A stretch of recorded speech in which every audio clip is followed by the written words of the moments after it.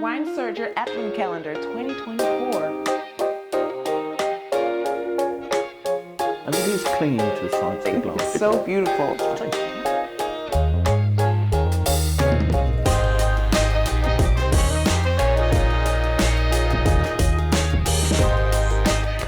So, today, David, we have our first rosé wine. First rosé, Yeah. first Chilean wine. First Chilean wine. This It's is beautiful. this is a wine called La Piu Belle. It's a 2023 rosé from Cachapoal in Chile, produced by a company called Vik, and I think it's beautifully presented. And in fact, they're talking about this being the most beautiful. That's the translation, I'm told. It's art. It's very beautiful. It's different. But it's very much an underlying theme here. I mean, the family started their winery. They started looking for a place to build a winery back in 2004. They eventually found somewhere 2 years later. They'd done huge studies as to where the best terroirs were. And then in 2007, they commissioned an architect to build them the most amazing looking winery. I mean, you can see pictures of it. It looks like a sort of a white wing sort of floating in the air. Whoa. And then they have a hotel as well. So there's quite a sort of an aesthetic to the whole. It sounds absolutely amazing, like a whole experience. You can go and... yeah. So a good reason to visit Chile. Good visit. So it's dry, and I think when a lot of people think about rosé, they might think sweet and... I mean, look, I think there are rosés that are made to be easily approachable, to be sweet and easy drinking. This is a wine I think that has a lot more freshness, and I think this is the idea of Piu Belle, something that's got sort of beauty, elegance, and it's the perfume of the wine they're looking for. So this is a wine. It's predominantly Cabernet Sauvignon, but there's a bit of Carménère in there. I think it's 75% Cabernet Sauvignon, and then there's 13% of Carménère. Carménère is a variety that is pretty much only seen in Chile these days. There's a little bit of it. It was a great variety that came from Bordeaux in France, and the story goes that Chilean producers bought it, and actually most of them thought they were buying Merlot at the time. There was some confusion there. But now it's no longer, it's almost not grown at all in Bordeaux, and the best Carménère actually comes from Chile, and they've made a speciality out of it. But that's 13% of the blend, and then I think there's a little bit of Syrah and some Merlot in there. Is that all in there? Cabernet Franc. Cabernet Franc. And then I think there's a bit of Cabernet Franc in there. Is that what it says in your booklet? That's what it says, 4%. It also says in the booklet that it's lightly oaked. I mean, I'm getting so much information from this booklet. What is it normal for a rosé to be oaked? I mean, no, not really, because one of the reasons for oaking a wine is to give structure. And you don't want too much structure if you want to make a light, elegant, perfumed rosé. I think for this, it's something like about 17% of the wine goes into old oak. So it's not necessarily getting tannins or oak flavours. So I'm not expecting that we'll get vanilla flavours from that. What it does is it helps to soften and give a little bit of richness to the palate of the wine.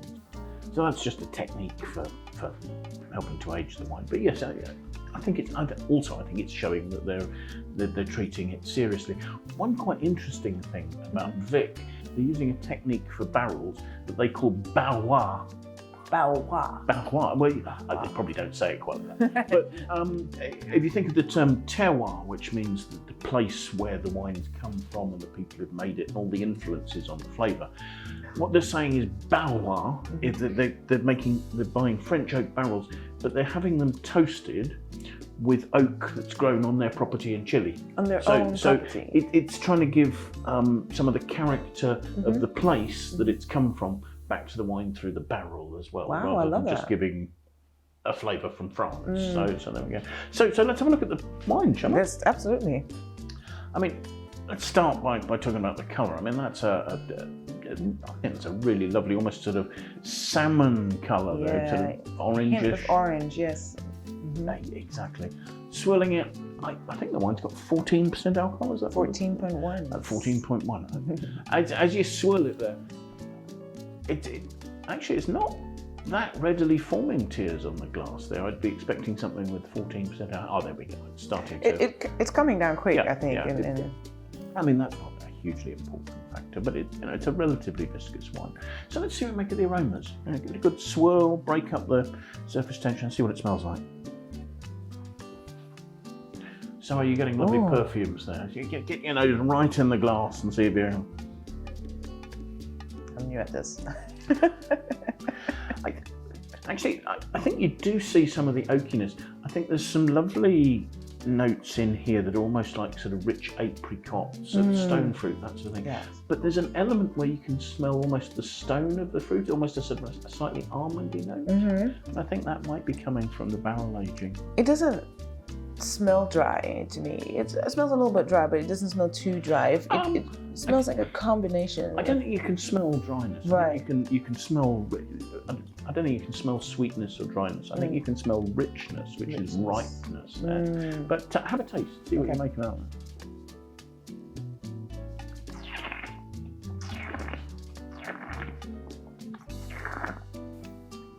Excuse me, slooshing it like that too.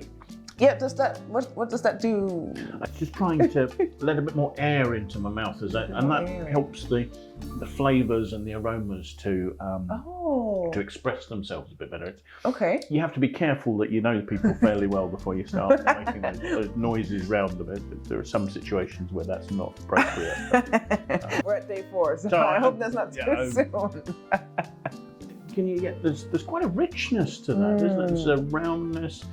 And although it's not sweet, there is a concentration to the wine. Yes, almost sort of a generosity, lovely, juicy ripe fruit. Yes, it tastes very juicy. And a really nice quality factor is that the flavours are lasting really long, and there's a lovely clean finish. I feel it in the back of my mouth and in the back of my throat. Is that? In terms of the alcohol being warming, or I think the alcohol definitely. I can feel the alcohol, but I also think the whole flavor, the aromas, I can taste them everywhere in my mouth. Whereas with some wine, it's more. It's mouth filling. It's mouth filling, exactly. It's not concentrated in one part of the palate.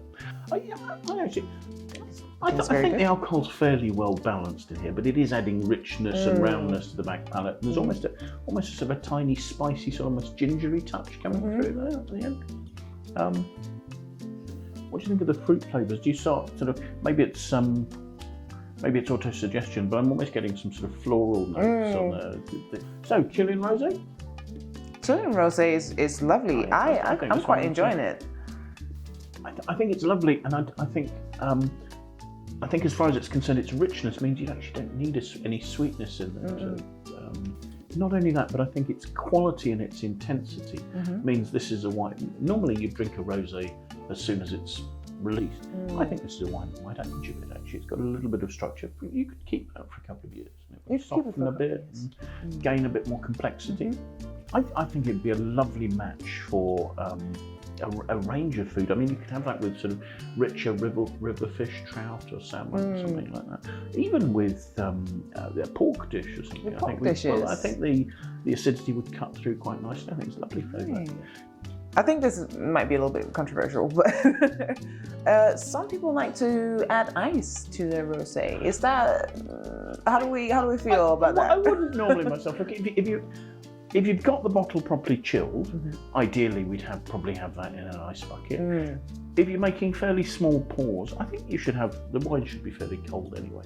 But it doesn't really matter. I mean, if you want to put ice in your wine, that's entirely up to you. The only problem being that it would dilute it a little as the ice melts. It would have an effect. Well, on that note, David, I think I'm going to go get us an ice bucket. What do you say? Fantastic.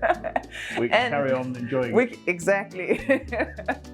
In the meantime, check out the booklet, scan the QR code, and find a lot more information on winesearcher.com. And I want to say thank you for today. Today was lovely. This was our first rosé from Chile. We'll see you back again tomorrow for day 5. Cheers. Bye now.